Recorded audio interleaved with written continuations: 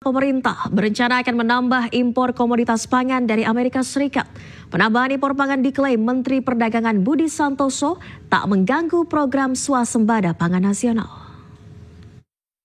Ini kan kemarin pertemuan dulu, habis itu kan nanti pasti akan negosiasi yang lebih detail. Jadi kita tunggu aja kan, kemarin kalau beliau sampaikan 2 bulan harus selesai kan. Jadi kita tunggu aja kan, kita belum tahu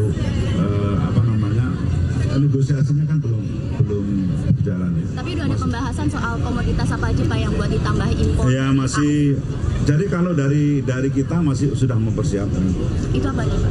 Mungkin saya belum ngomong dulu ya, sudah kami persiapkan semua termasuk strateginya seperti apa. Tapi nanti kan ketemu.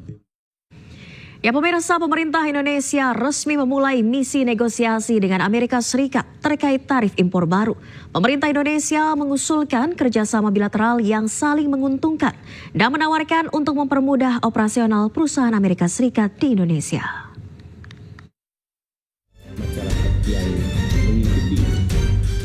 Dalam konferensi pers virtual, Menko Perekonomian Erlangga Hartarto menyampaikan bahwa Indonesia menjadi salah satu negara yang diterima lebih awal untuk memulai proses negosiasi dengan target perjanjian dagang dalam 60 hari ke depan. Sejumlah pertemuan penting telah dilakukan delegasi Indonesia. Dalam pembahasan awal, Indonesia mengusulkan kerjasama bilateral yang saling menguntungkan dengan pemerintah RI. Salah satunya Indonesia juga akan mempermudah iklim bisnis yang aman bagi perusahaan AS yang beroperasi di dalam negeri. Bahwa Indonesia akan meningkatkan pembelian energi dari Amerika Serikat, antara lain LPG, kemudian juga crude oil dan gasolin. Juga Indonesia berencana untuk terus memberi produk agriculture, antara lain gandum, soybean meal, dan juga Indonesia akan meningkatkan pembelian barang-barang modal dari Amerika. Kemudian Indonesia juga memfasilitasi perusahaan-perusahaan Amerika Serikat yang selama ini beroperasi di Indonesia. Sebelumnya pemerintah Amerika mengumumkan bahwa ekspor dari Indonesia akan terkena tarif 32%, namun akan ditunda selama 90 hari demi membuka ruang negosiasi. Proses negosiasi dipastikan terus dilakukan hingga pekan depan, dan upaya menggandeng asosiasi di Amerika Serikat juga dilakukan demi menjaga posisi tawar Indonesia yang lebih baik. Tim iNews melaporkan. Pemirsa, pemerintah Provinsi DKI Jakarta akan menggratiskan moda transportasi publik di Jakarta untuk kaum perempuan saat Hari Kartini 21 April 2025 nanti. Bebas tarif seluruh moda transportasi publik juga akan diberikan Pemprov DKI untuk semua jenis kelamin pada 24 April mendatang bertepatan dengan Hari Transportasi Nasional.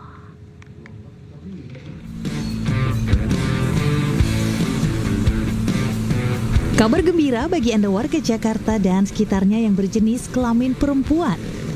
Pada peringatan Hari Kartini 21 April esok, semua kaum hawa akan bebas menumpangi moda transportasi publik di Jakarta secara gratis alias tanpa dipungut tarif.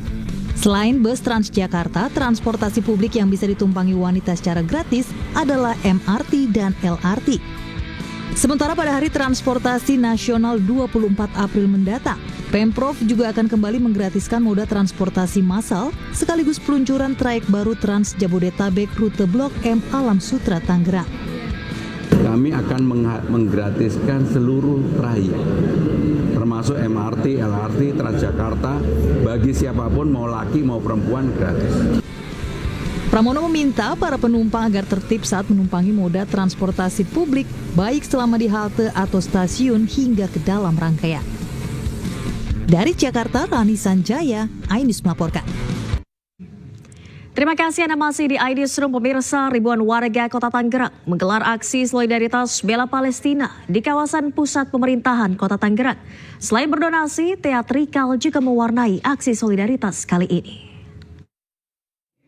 Pagi hari ini membuktikan bahwa kita semua berada di pihak yang... Aksi Aksi teatrikal yang dilakukan sejumlah seniman menjadi salah satu rangkaian acara dalam aksi Peduli Palestina yang digelar ribuan warga di kawasan pusat pemerintahan Kota Tangerang, Banten, Minggu pagi. Teatrikal digelar dengan menggunakan ornamen keranda dan boneka menyerupai jenazah sebagai simbol penderitaan warga Palestina yang menjadi korban keganasan militer Israel. Massa juga membakar foto Perdana Menteri Israel Benyamin Netanyahu sebagai bentuk perlawanan terhadap perang yang dilakukan militer Israel terhadap bangsa Palestina. Saya hadir di sini bersama-sama seluruh masyarakat bergabung bersama-sama dalam rangka aksi membela Palestina, kemerdekaan Palestina dan untuk kemanusiaan. Doa yang tidak pernah terputus dan juga galangan-galangan dana untuk dapat mensupport seluruh perjuangan mujahid dan mujahidah yang berangkat ke Palestina. Meski aksi solidaritas ini melibatkan ribuan warga, namun acara berjalan kondusif tanpa pengamanan ketat dari aparat kepolisian. Dari Tangerang, Banten, Sukron, iNews melaporkan. Ya, selain di Tangerang, Banten, pemirsa, aksi bela Palestina juga digelar massa di Jakarta dan Bandung. Massa mengecam genosida yang dilakukan Israel dan menuntut kemerdekaan bangsa Palestina. Kita sebagai manusia, saya kata abang, yang Allah izinkan masih bisa berada di sini. Allah pilih untuk istiqomah. Massa dari berbagai ormas dan daerah kembali menggelar aksi bela Palestina di depan gedung Kedutaan Besar Amerika Serikat di kawasan Gambir, Jakarta Pusat, Minggu pagi. Sambil membawa atribut berupa bendera Palestina, massa berjalan kaki menuju area Balai Kota Jakarta dan berorasi untuk kemerdekaan Palestina. Massa mendesak Israel agar segera menghentikan serangannya di Gaza dan menuntut kemerdekaan bagi bangsa Palestina. Personel kepolisian diterjunkan untuk mengamankan jalannya aksi agar tetap berjalan kondusif.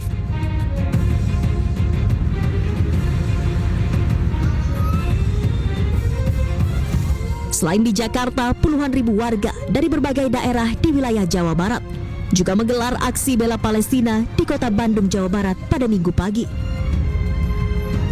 Aksi digelar di beberapa titik, mulai dari titik kumpul di Masjid Pusdai Jabar, Gedung Sate, hingga Gedung Merdeka, Jalan Asia Afrika.